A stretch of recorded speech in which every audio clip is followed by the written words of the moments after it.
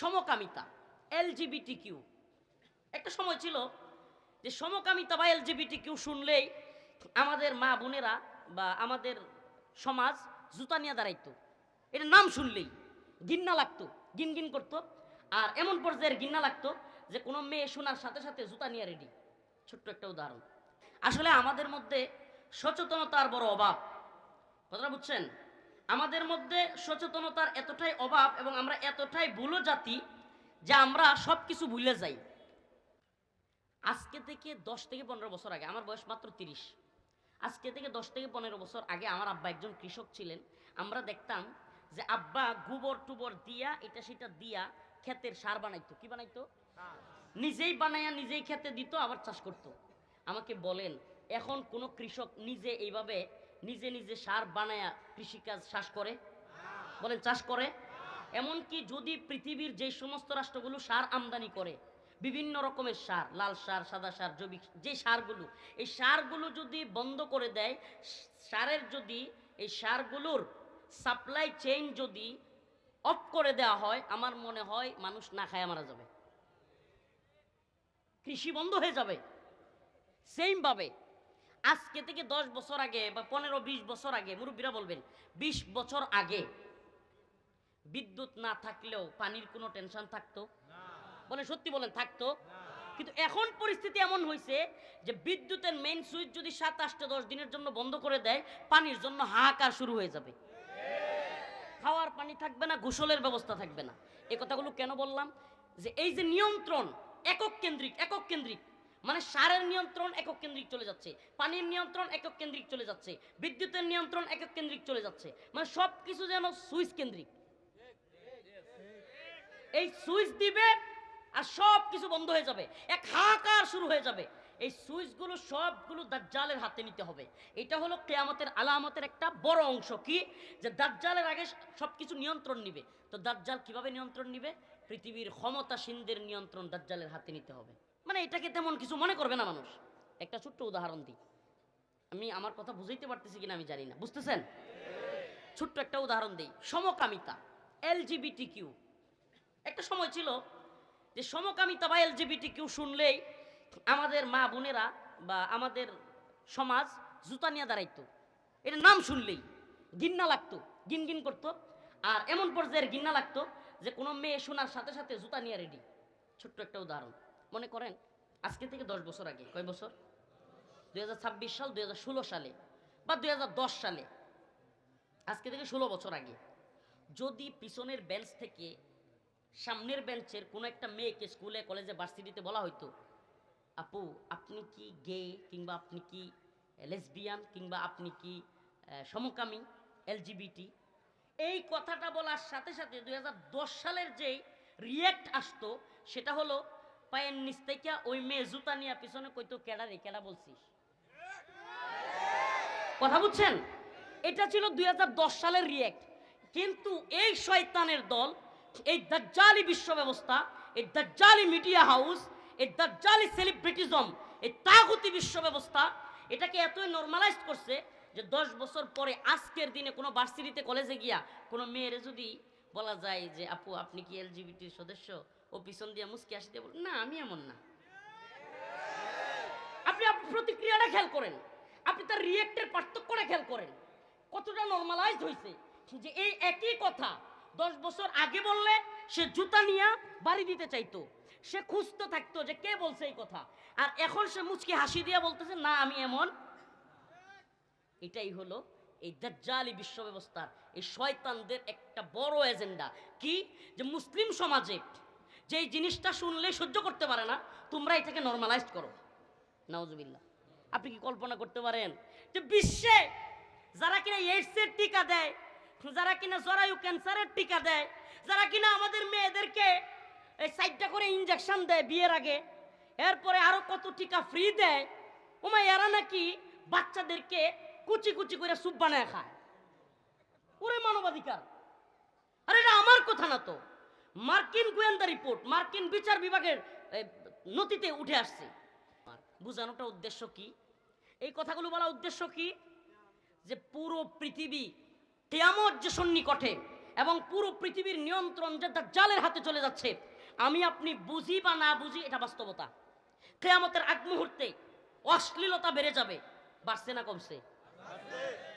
আমার কথার সাথে কথা বলবেন। কিয়ামতের আগে আল্লাহ রাসূল বলেছেন অশ্লীলতা বেহায়াপনা বেড়ে যাবে, বাড়ছে না কমছে? নাউজুবিল্লাহি মিন যালিক। এমন অশ্লীলতা বাড়ছে যে অশ্লীলতা এখন আর ছোট্ট অশ্লীলতায় মজা পায় না।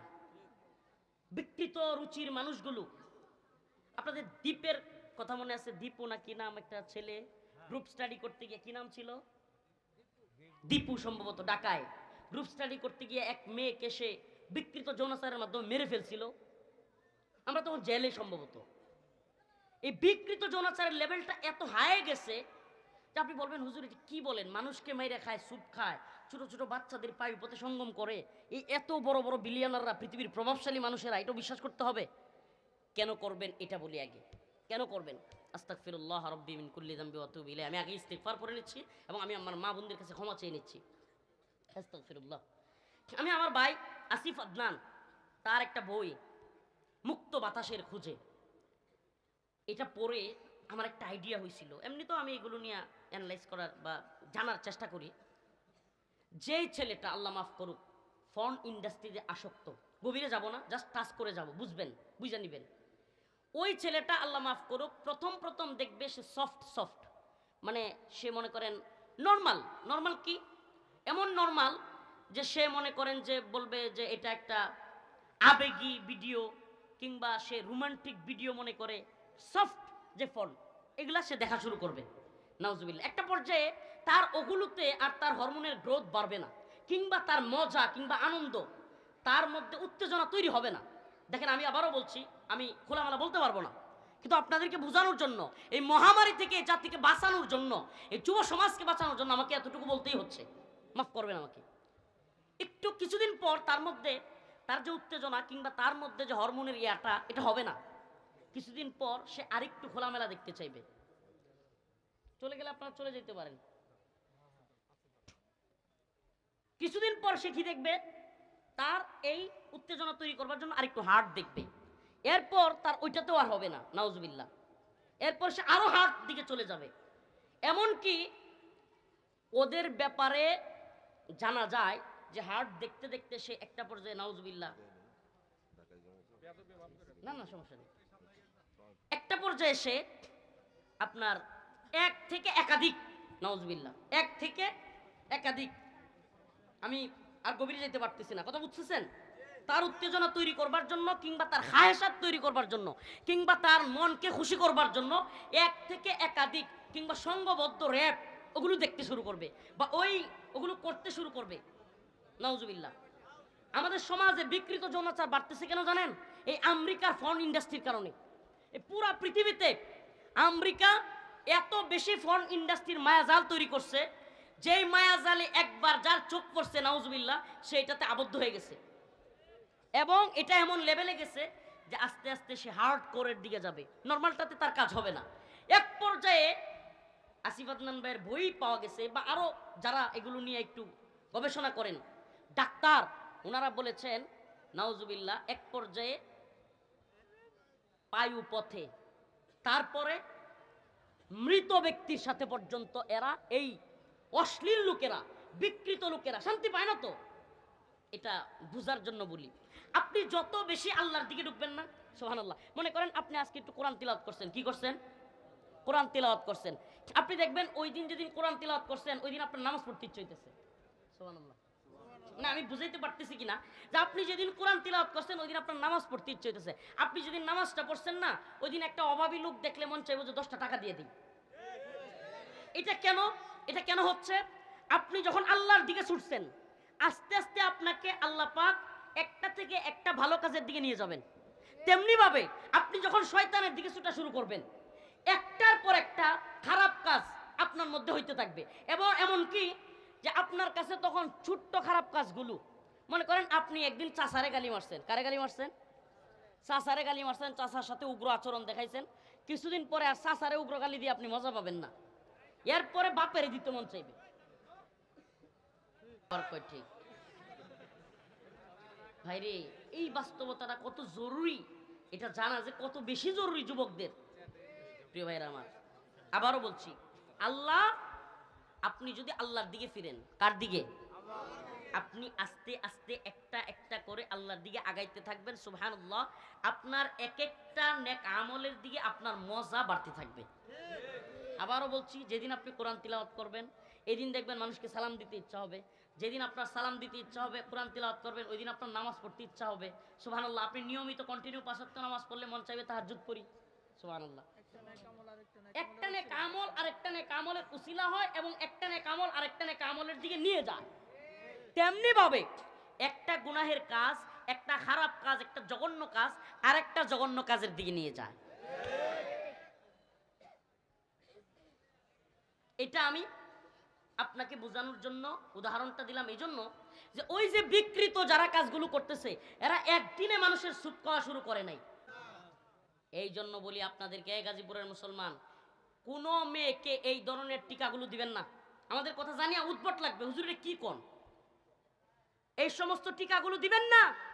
আমাদের মা বোনদেরকে এই সমস্ত টিকা দেয়া, আমাদের মা বোনেরা এখন নর্মাল ডেলিভারির অযোগ্য হয়ে গেছে। এখন যে কোনো মেয়েকে প্রেগনেন্সির শেষ দিকে ঠাস করে সিজার করতে হয়। কেন? কারণ এরা এই ইনজেকশনের মধ্য দিয়ে এই তথাকথিত উপকারের নামে আমাদের মা বোনদের ক্ষতি করছে। গরিবের কথা কিন্তু বাসি হইলে কি হয়, ফলে। অতএব আমাদের কথা তো ভালো লাগবে না। এই হুজুর আদার ব্যাপারী জাহাজের খবর বললে হুজুর কি বুঝে না বুঝে, হ্যাঁ, হেরাই বুঝে সব। তারা বলবে যে একটা সন্তান হলেই যথেষ্ট, দুইটার বেশি আর নয়। বলতো কি বলতো না? এই স্লোগান ভুলে গেছেন আপনারা? এই শয়তানের দলে এই স্লোগানগুলো দিয়ে গিয়েছে। একটা হলেই ভালো হয়, দুইটার বেশি আর নয়। প্রিয় ভাইরা আমার, বন্ধুগণ আমার, তো এই যে স্লোগানগুলো দিয়ে ইসলাম এবং মানবতা এবং এই যে ইসলামের সভ্য বিধান, কোরআনের সভ্য জীবন ব্যবস্থা, এগুলোকে ধ্বংস করবার এদের এক নীল নকশা চলছে। সর্বশেষ আমার আলোচনার সর্বশেষ অংশে আপনাদেরকে বলি,